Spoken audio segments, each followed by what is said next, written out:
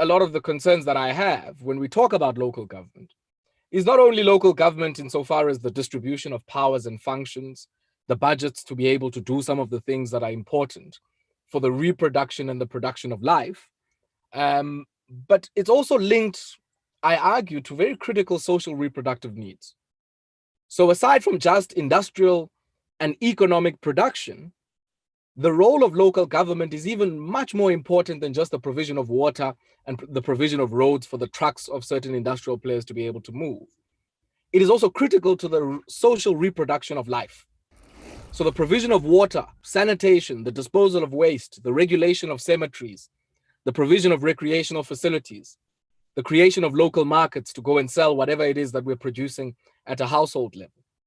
becomes a critical part of what many people might call counter-cyclical policy framework. If we are in an environment where the economy is not growing, deep investments in social reproductive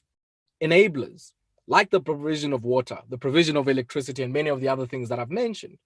is not just solely an economic concern, but is also in many ways a social reproductive concern and a massive operative player in the political economy of any space. Think just briefly about what we saw over the last few days or so with that stadium. Now, that stadium was built with something called the Municipal Infrastructure Grant, which in the division of revenue, so the money is collected, all of the taxes are collected at a national level. They are then divided between the provinces and the two spheres of local government, depending on the authority and the functions that people would have. And I think you would undoubtedly be familiar with this. But if you look at all of the grants, even at a regional and even at a local economic level, water services infrastructure grant, regional bulk infrastructure grant, the municipal infrastructure grant I just spoken about.